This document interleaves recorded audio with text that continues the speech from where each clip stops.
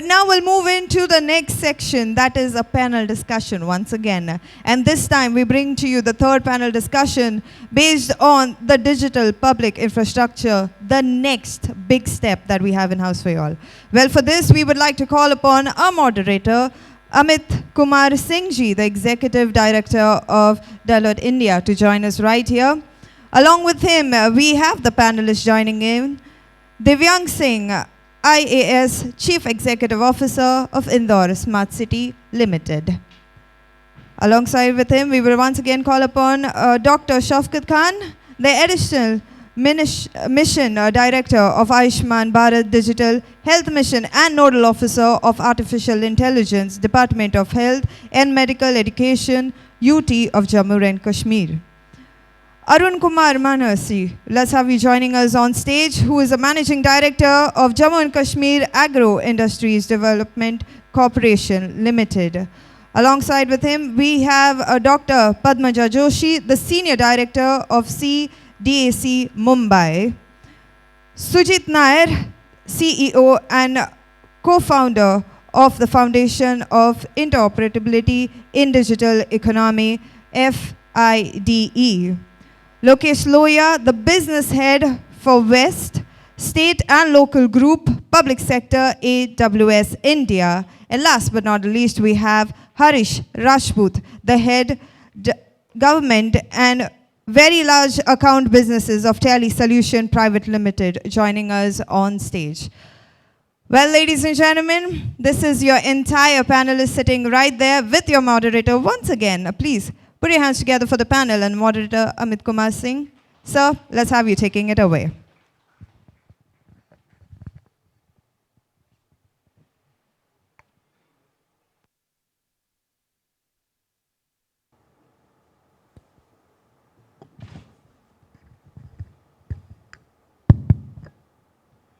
Good evening.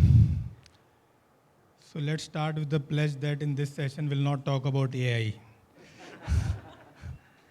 So we have had enough of AIs, and also I think we learned a lot about digital transformation, including AI.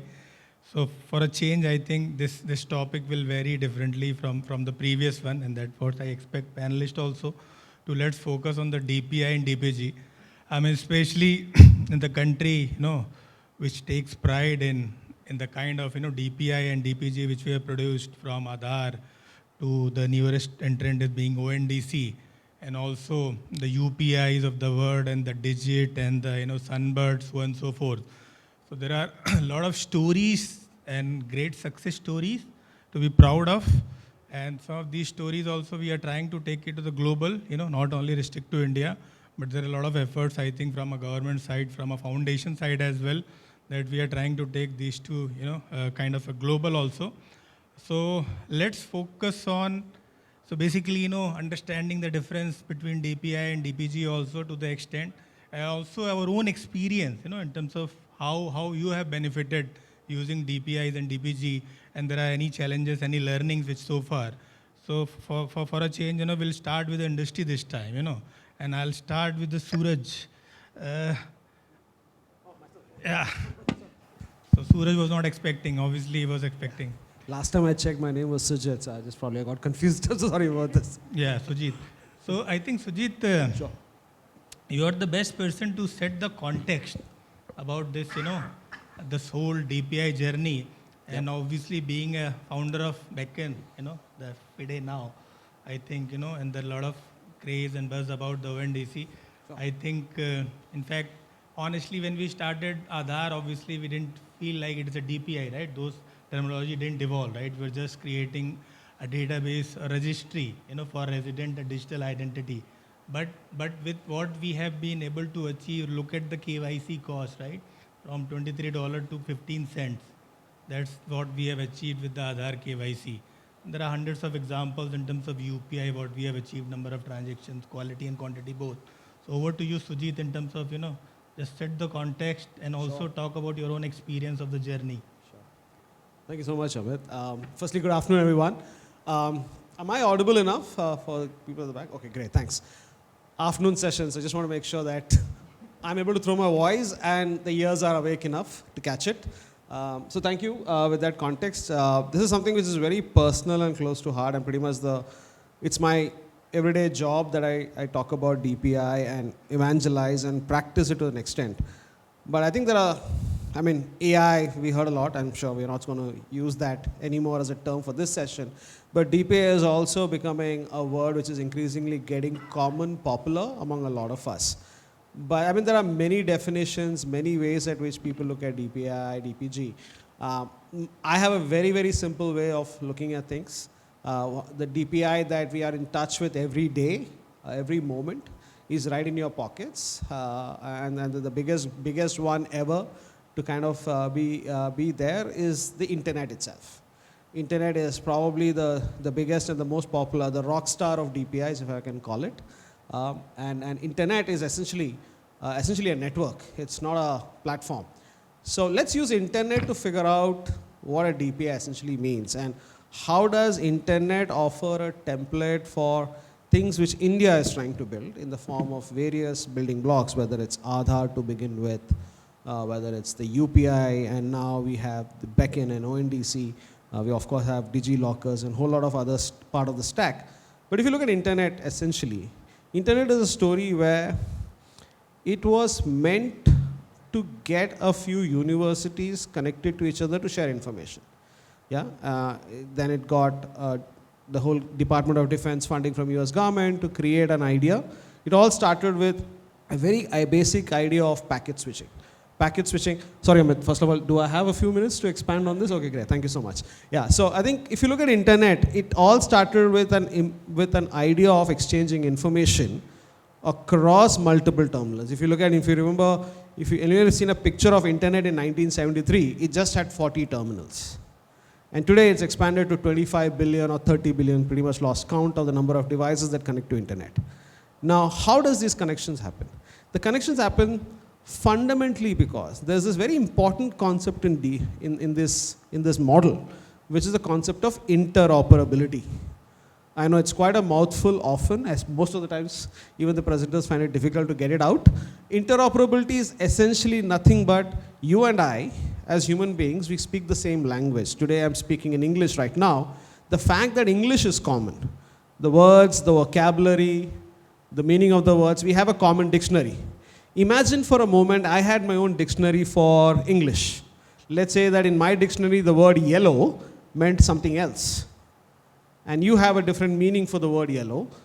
Would we be able to communicate in the first place? Each word had a different meaning. That's where you lose interoperability. So the essential idea of interoperability is, are two entities able to exchange information in a common way, where the meaning and the understanding is common, not controlled by somebody, or one by owns the dictionary, other owns another dictionary with different meaning. That's interoperability. Now, if I get interoperability between two machines talking to each other, okay, you can have a network going, and if I have all the machines speaking the same language, quite naturally, just like how language spread through our civilizational evolution, internet also spread through that. All because why internet is not a big platform or a technology of any major sort of a structure, it's essentially language. And that language in computer science world, I'm sure some of us have gone through that in college, is called the protocol, the open protocols. So internet is nothing but a collection of protocols. There are many jargons there, TCP, IP as a network layer, HTTP on the web. All of these are a bunch of languages which made two machines talk. Now that created an infrastructure called internet. How is this an infrastructure? It's just like the physical infrastructure we have in the world, which are like the roads, the bridges, which are common to everyone, right? I don't know what vehicles are going to go over the road. The road doesn't get to decide how the usage of the roads is in terms of what type of vehicles. I can have a bicycle or a bullock cart or even a patent tank coming onto the road. The road has this purpose of enabling access. Keep the access open, and then on top of that, value creation happens. Information exchange happens, value creation happens. Think of a road. You have a village in India, you put a highway through it. The village becomes a town, town becomes a city, because there's exchange of goods and services, economy takes off. Internet, we saw the same phenomena where it was supposed to be exchanging information across universities. Today, is probably, if internet was a country, it will be the largest country by economy by 2030. How did that happen? How did it become this whole host of the world's biggest content network, transportation network, travel, stay, all put together, internet? The reason is, if you look at the idea of internet, it's essentially nothing but a few common basic building blocks, creating interoperability, opening up access for free flow of exchange, so that multiple systems can be built on it and enhance the value.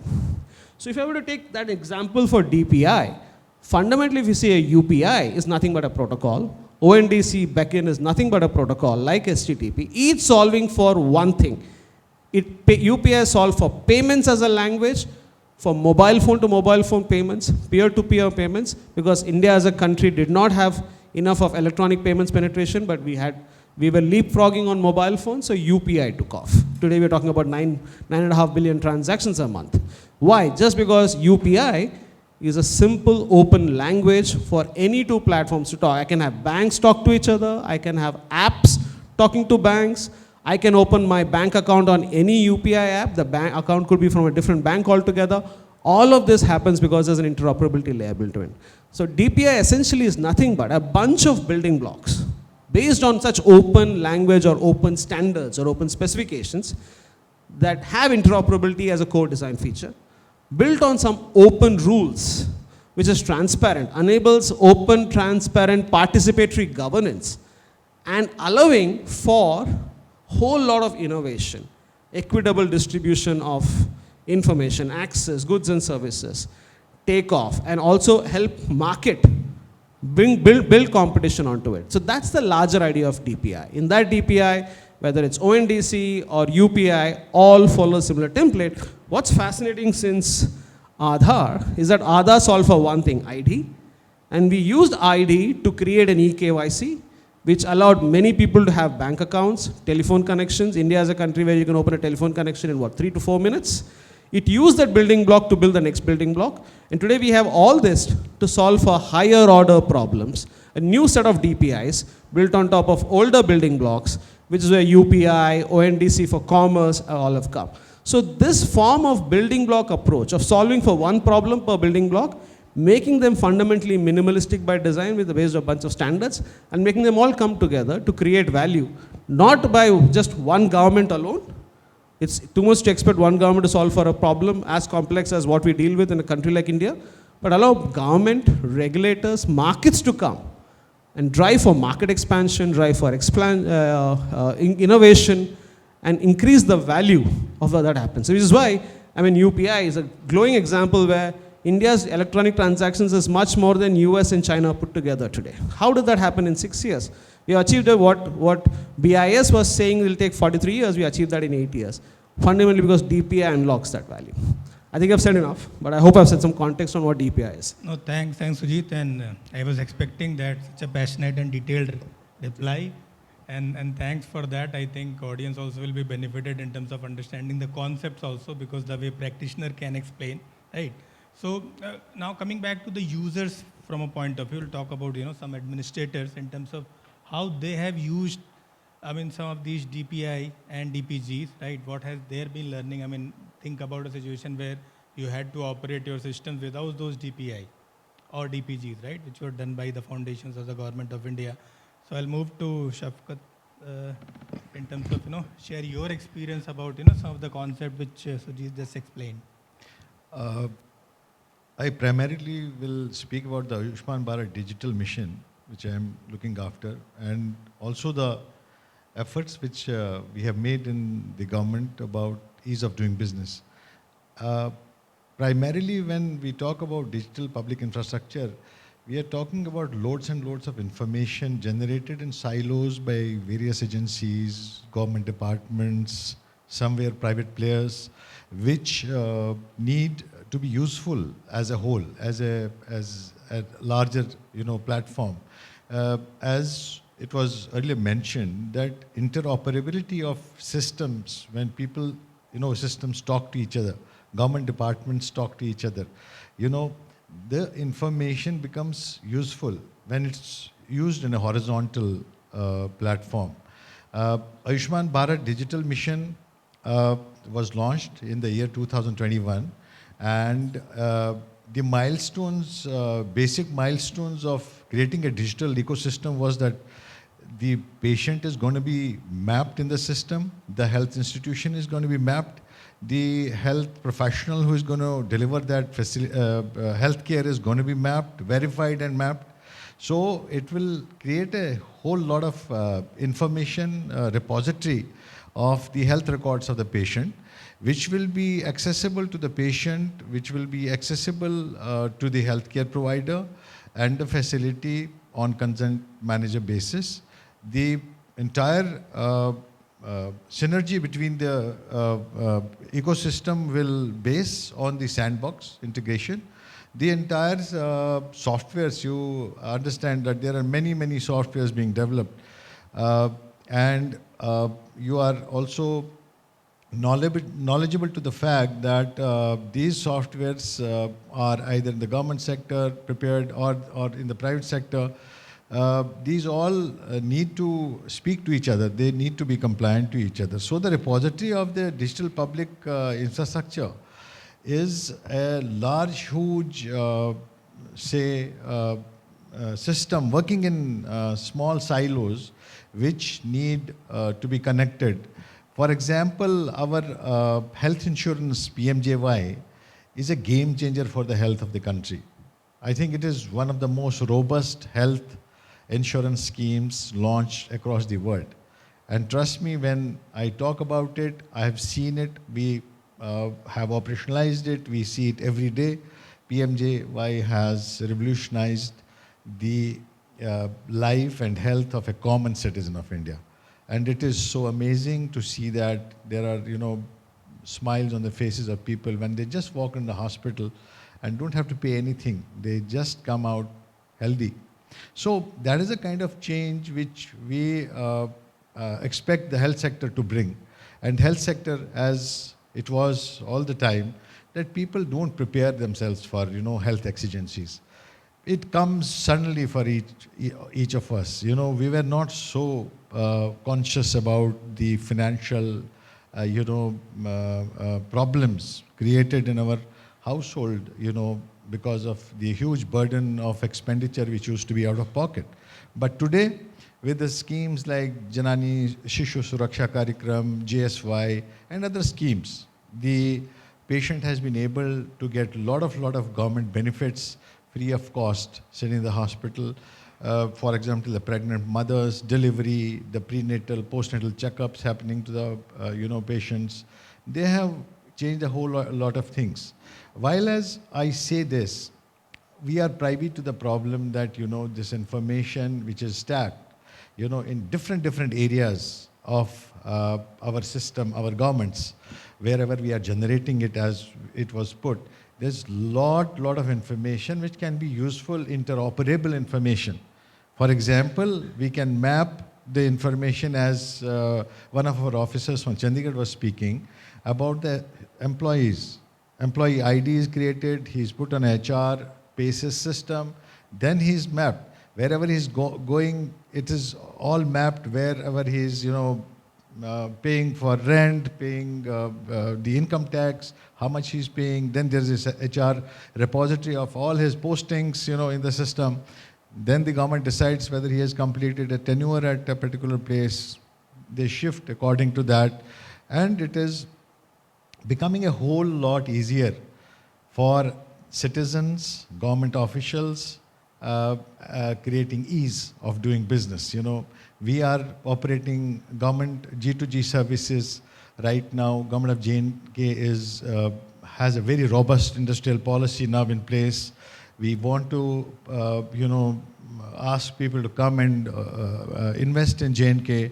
We want to create a robust healthcare apparatus wherein private healthcare parties are coming. We have some national players who have just opened hospitals in J&K. We are trying to rope in people who would help us achieve digital success.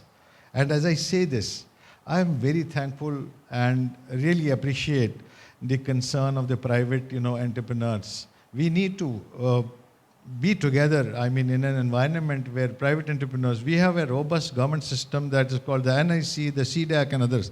But I feel that there are a lot of good players in the private sector who, if we feel, join hands with, we will be richer in our practices, our outcomes will be better, and it will create a very robust environment. India is digitally progressing at a very fast speed. And I told someone yesterday, I was in a training in Srinagar, and I told them, create your Aadhaar number now, because you'll have to create it anyway. So the faster you go to digitization, the digitization will embrace you faster, and it will help you reap the benefits of digitization. So the very accountable, very easy. We have launched the scan and share facility in government hospitals in J&K. So you will not have to stand in the queue. So you simply go, download the Aadhaar app, scan the QR code of the hospital, and it catches your demographics up. And you are allotted a token number and a doctor cabin, and the exact time to go to that doctor. So this is creating an ease of business in health, in other fields. My colleague from the agriculture sector is also here. He will tell you about how many innovations there are now in the agriculture sector. Earlier you have been told about the discoms also. But trust me, J&K is doing very, very well in the digital field and in the governance field. Ease of business, business reforms are taking place at a very fast pace, and thanks to the entire system right now, we are very happily all participating in the process of reform. Thank you. Thank you. Thank you. I think so the things you have talked about, most of the things are not possible without DPI, right? So being, kind of a registry as a base and the interoperability at heart. So we are slightly running behind schedule, and my reputation is at stake of, completing on time. So I'll respect all panelists to be brief, in terms of that. So I'll take one administrator, one technical. So now I'll move to Dr. Joshi, Padmaja Joshi. And of course, CDAC is a very, very important, department for Government of India, and they have been managing multiple projects, department from MHA to BIS to, to EPFO, a lot of infrastructure, multiple sectors. What has been your experience in terms of, using DPIs, and also what do you see the next level of DPIs? Yeah, I'll just take small example of it. Since I work more in the domain of e-governance, I'll take one example. So far, whenever we are using any kind of social media or any of the private sites, we know that always there is you can use Gmail or your Facebook account to log in. Problem is, whenever you are trying to access e-governance services, okay, every state will be having their portal stating that, okay, you use this, maybe Aple Sarkar, maybe Meri Sarkar, Apuni Sarkar, alag-alag honge, but everybody will be having their own single sign-ons. In between, you might be knowing that the government started looking at that since we are developing digital platform kind of an infrastructure, isn't it necessary that all citizens of India, in the morning also we were discussing about having an uniform experience or having a trusted or shared environment kind of a thing, has come up with a solution which is again a single sign-on called as Meri Pehchan. The thing is, in usual applications, what we are having a single sign-on using maybe Gmail or maybe that is Google, or maybe Facebook, that is Meta. Okay, what Government of India tried to work out, as I was saying, bringing an interoperability in, bringing a protocol similar to that of UPI, where multiple SSOs can communicate with each other. And suppose I am a citizen of Rajasthan, just for an example, and I am using Raj SSO for accessing different services of Rajasthan SSO. But if I want to access certain services, let's say Revenue Department, I have to again remember the login and password. So basic aim behind that single sign-on is broken because there are multiple silos of single sign-on. What we have come up with is these different SSOs and also all those services which are working in silos to have a common platform for accessing these services. So the citizens will be using a single credential to access different services. Of course, the challenge is that whenever I'm trying to access a service, if it is a financial service, obviously my login and password is not sufficient. I require multiple factors of authentication to be given. So MFA is an essential part. Okay? Whereas if I'm appearing for some kind of an online service, mere OTP and password may not suffice, where I will require some kind of a biometric authentication to ensure that my physical identity is mapped with my virtual identity. So somewhere where we are differing in the government from private and trying to bring in interoperability of digital platforms is through this Meri Pehchan. Currently, we do have more than 6 single sign-ons, more than 7,700 services integrated with this platform. And each one of them are having different requirements of authentication. Good part of it, the look and feel, citizens will never realize that on which SSO they had logged in, and the service they are trying to access is not a part of that SSO, but somewhere else. So this is similar to that of UPI, what we have tried to develop, is a protocol to talk among single sign-on and give that kind of a safety to the citizens. They don't have to worry every time. They don't have to maintain Excel sheets or some kind of a list along with them that on this portal, this is my login, this is my password. It's really a headache. I used to actually maintain Excel, defeating the purpose of having a number of passwords. I would also like to bring upon that we are also working on a different example I would like to give. All of us know blockchain as an emerging technology. We have multiple platforms to work on blockchain. But I would like to put forward one initiative of Government of India, which is a national blockchain framework, where we are trying to build a platform for private as well as for government officials. It's not restricted only for the government. Most of the startups can take advantage of it.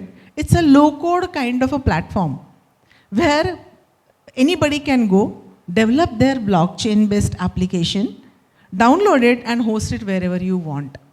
Basically, the problem what happens is, many times whenever you are developing a blockchain application, you first will have to understand the complete networking and you have to understand the frameworks which are available. So, with this platform, the load of knowing that framework and load of knowing the complete network setup is being removed. In addition to that, the government has evolved with multiple design patterns of smart contracts. For example, we know that the blockchain can be used in supply chain management. So then there will be multiple templates of supply chain management which will help you just insert the data that you want and the application will get ready for you. Or you are working in the insurance domain, or predominantly in India, in government, we see that blockchain is being used for certificate verification. It can be education institutes, it can be domicile certificates, different types of certificates are stored. Do I every time have to build a different blockchain application for that? I feel no. So another infrastructure which has been provided on this national blockchain framework is proof of existence, which includes you can find out the certificate, you can do the checking on during this period which are the certificates generated, and so on and so forth, multiple functionalities. So I just thought that 2 initiatives of Government of India under DPI which people might not be aware of, just emphasize on to that. Thank you. Thank you. So we'll move on to Divyank. So your take on the interoperability and the use of DPI, especially being in a smart city. Interoperability is important to kind of integrate multiple services under that command and control center. Thank you. As far as DPI is concerned, in smart city, I'll give you an example. Without public participation and without involving the public in generating the information as well as using the information, the DPI is incomplete. So earlier when we used to provide services to people, it will be only one-way communication from government to the person whom we are giving services. But now people are effectively involved in generating the information as well as using it. So DPI is becoming even more important in that. Just to give you an example, we have been given a task to convert Indore into a smart solar city. The total usage of electricity of Indore is 600 megawatts of peak usage.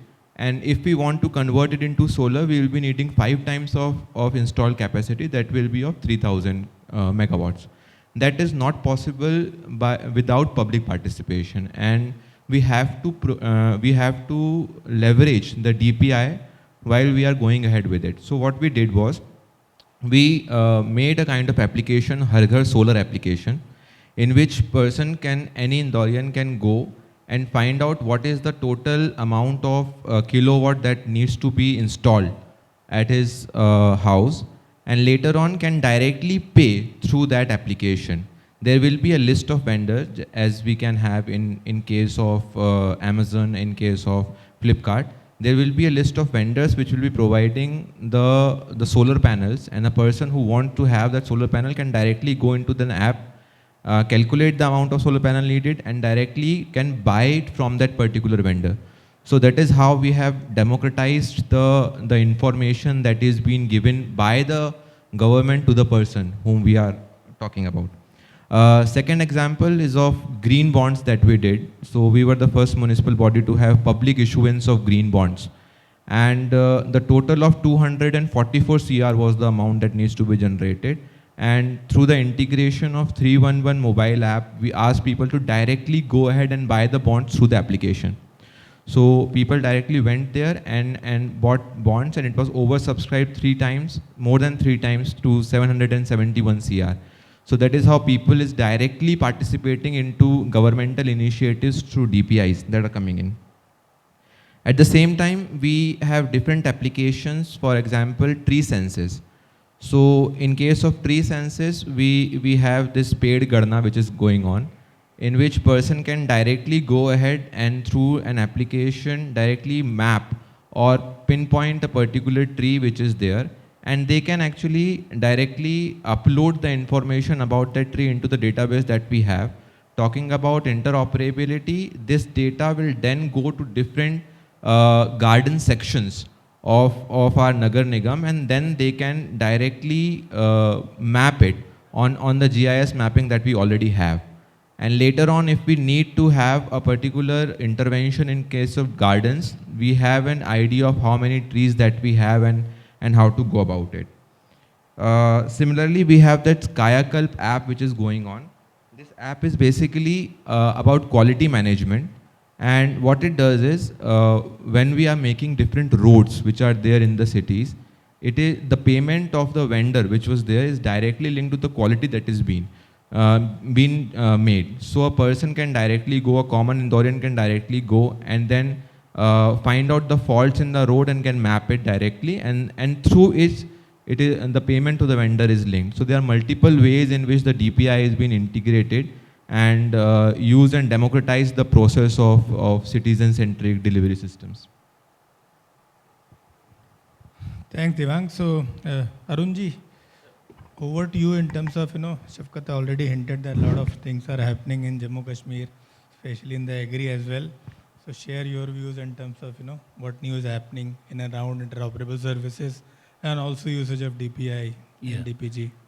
Well, to begin with, I must say that Jammu and Kashmir is at the cusp of digital governance revolution. In the morning, Mr. Cole made a presentation, and I saw the dashboard in where he says that in Maharashtra, they have 372 online services. But I'm proud to share that we have 460 online services. And in terms of online services, in terms of quality of those services, initially, all of you know that we had 6 months in Jammu and 6 months in Kashmir, and the Rabar would move from one place to another. In summer, we would go to Kashmir, and winters we will come back to Jammu. Now we have a fully e-office. No, there is no movement of file, and we have saved crores of rupees. And generally, everyone feels that people at Sarkari Babu, their status quo is. But I must say that even the employees who were at the fag end of their career, they were about to retire, they adjusted to the technology very well, sir. I must say that. And regarding DPI, sir, if I may borrow a word from Nandan Nilekani, we need deeper conviction for DPIs rather than deep pockets. If you, statistically, if you would say that in terms of direct benefit transfers, India has saved $27 billion, and how much Aadhaar costed? $1.27 billion. But in net result, we saved $26 billion. So that is the power of digital intervention in terms of governance and in terms of technological interfaces. I will share two examples, one from when I was project director Samagri Shiksha Education, and second in agriculture as well. I don't know how many of you here know that the textbooks which NCERT publishes, and when I was SPD, we published class 1 to class 10 textbooks, all subjects, with every chapter having a QR code. So there is an app called Diksha app. So every teacher was supposed to download that Diksha app, even students also, parents also. What they had to simply do, sir, scan that QR code, and that digitally it will transfer into their mobile phones. And with that chapter, they would have some graphics, some videos as well. So it would make the teaching more joyful, playful, interactive, and children would love that. That was the one point where the role of digital intervention, a transformation in the education system was seen. And second, right now, in agriculture, for the first time in India, we have a learning management system. It's not fully automated or fully technologically driven, hybrid kind of model, a skill training program for farmers, sir. First of its kind in India, wherein we have 121 certified courses for farmers. And we have named this portal as Daksh Kisan.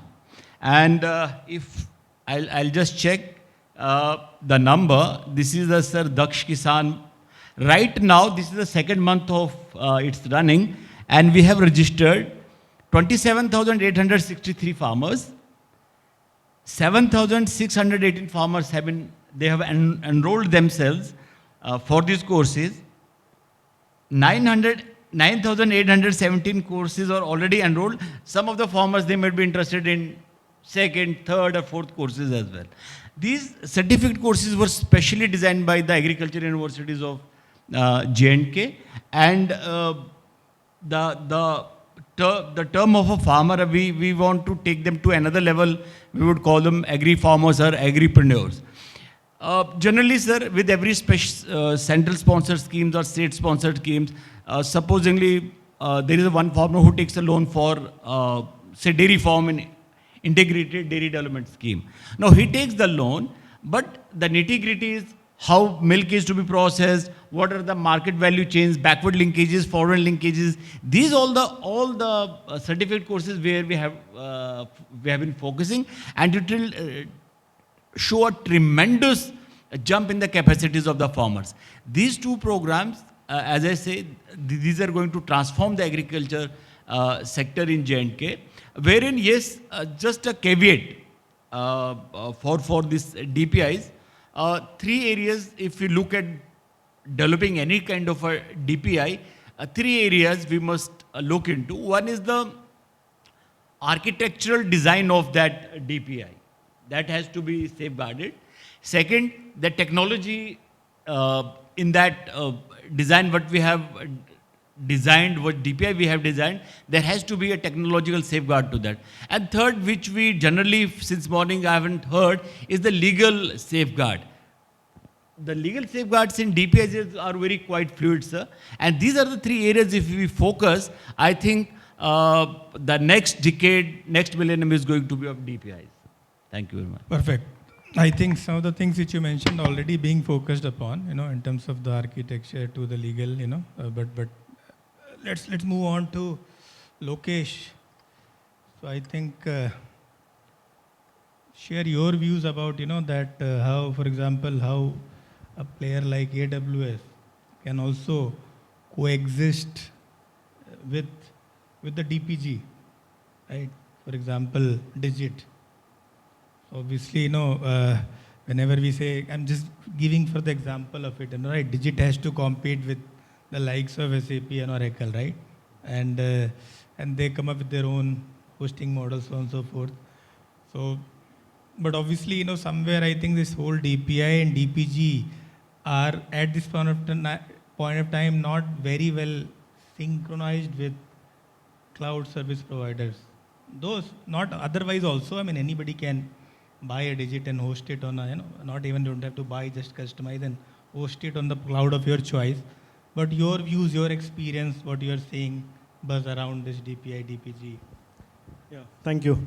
In fact, what I would like to do is I like to follow what, my friend Sujith mentioned, right? And he started like how internet has become a very important lever, right? In the DPI, DPG play that we see today, right? Similarly, how cloud is also playing a similar important lever, right? For any DPI, DPG engagement, right? And particularly, I would like to say more on a hyperscaler public cloud kind of an environment. Now, if I look at, what it brings, right? The first is scalability.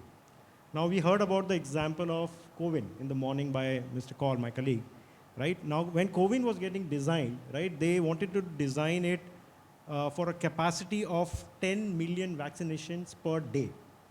Now, if you want to design such kind of an infrastructure, you would require probably 2 or 3 state data centers, right? That is the size that you wanted, right? Which probably was not possible because you had only weeks, not even months, right? To create that setup, right? Which was possible from a hyperscaler public cloud architecture perspective. The second feature is, I would say, reliability. Now, reliability is probably like an uptime. Like, again, give you an example, like Maharashtra State Electricity Development Corporation, MSEDCL, which is one of the largest utility company in the country, right? Now, when they were, deploying their entire billing solutions, ERP solutions and everything, and they wanted to migrate, right? They were facing a lot of downtimes, a lot of security issues, and so on. And they wanted a reliable infrastructure where all these problem statements could have been resolved. Similarly, Mumbai Municipal Corporation, right, which is the world's largest ULB today, right, in terms of revenue perspective, they had similar challenges, right? They again adopted a hyperscaler cloud, right, for that. The third the third point I would like to say is on the agility, right, and eSanjeevani, right, which was delivered in record 19 days, right? So how quickly, how fast we can do it and deliver it. The fourth, I would say, is on the security. Like I travel all across the country, I meet all the state leaders, and it's very obvious today about the security breaches that is happening. Not everything probably is coming out, but I know that a data center was shut down for 2 or 3 days. The entire data center of a state, right? And there are many more examples of, power breaches happening because of hacking and so on, right? So how do we bring that security angle, right? And again, the hyperscaler makes a difference here, right? Because probably a hyperscaler is investing on all the security models that would be required.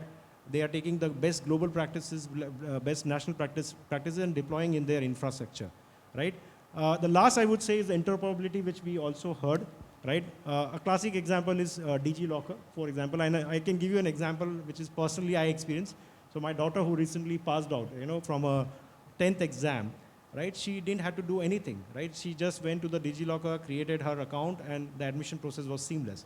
Now, this may be very easy to hear for most of you here, right? Who would have, but when I passed my 10th exam, I knew what headache, what challenges I had to face, from an admission perspective.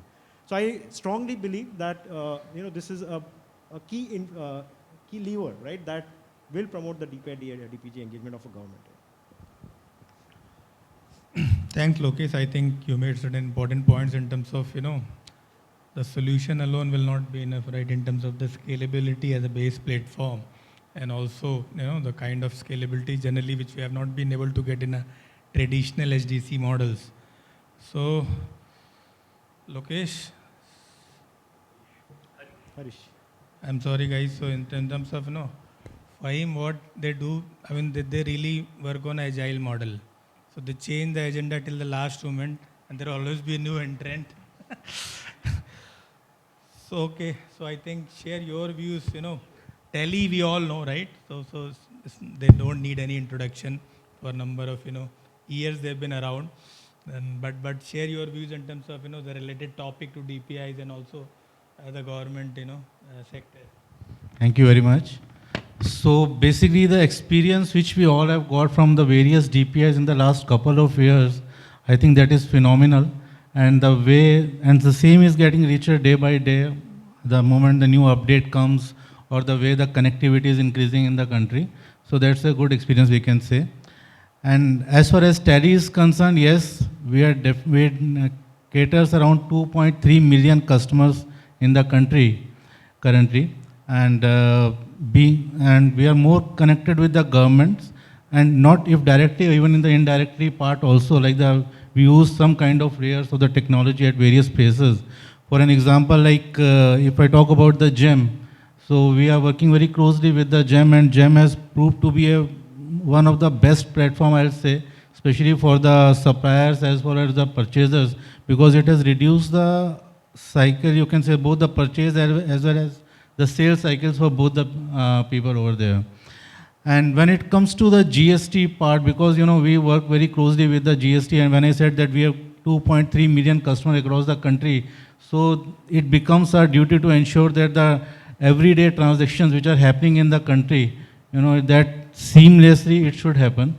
And the two major part of the GST, like which is the e-way bill and the e-invoicing, which we are catering, being a GST Suvidha provider also. So we ensure that this thing happens to the satisfaction of the businesses as well as the government also.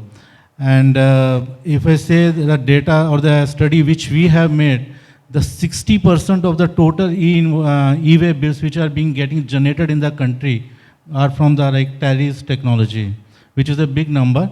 And if you see the latest development, like currently we have got around 22 lakh MSME customers over there.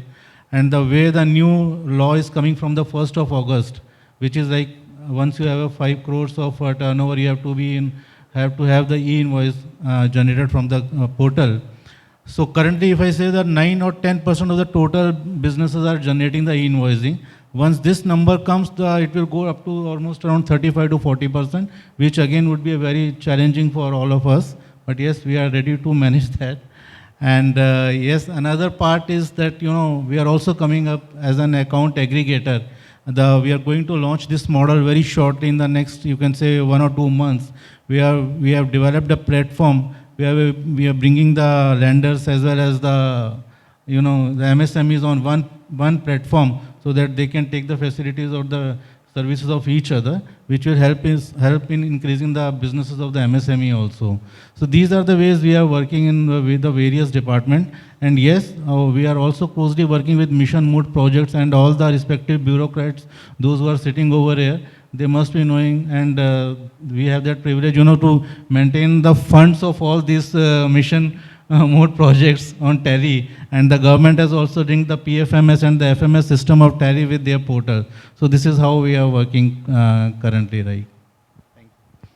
Excellent. I think heartening to see and good to see that, the kind of awareness and the usage, which we are talking about, the interoperability, the DPI, DPG, so on and so forth. So I think that's it from the panel. But if there are any questions, we can take, though we have just finished on time, 5 seconds to go. But yeah, if there are any questions from, from the audience, we can take it, if organized permit. All right, ladies and gentlemen, thank you. Well, ladies and gentlemen, that was a beautiful presentation right here. Thank you so much for taking the next big step. Of course, we are looking towards internet evolution, going in from QR code of textbooks. That's a great initiative. Well, ladies and gentlemen, right now we would not waste any more time. We would call upon Amit Lalji to join us on stage to give away this beautiful mementos to our panelists on stage. Presenting to you, Amit Lalji, the lead of India government business, Freshworks on, a different platform right here. Can we have the mementos, please?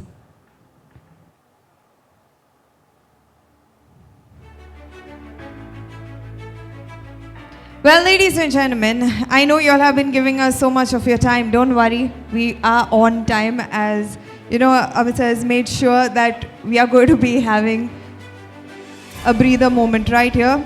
So Amilal sir, we would request you to give away the moderator, Amit Kumar Singh, the Executive Director of Deloitte India, a memento. Up next, we request our next panelist, 𝕿𝖗𝖆𝖙𝖐 Singh, IAS, Chief Executive Officer of Indore Smart City Limited, to come forward.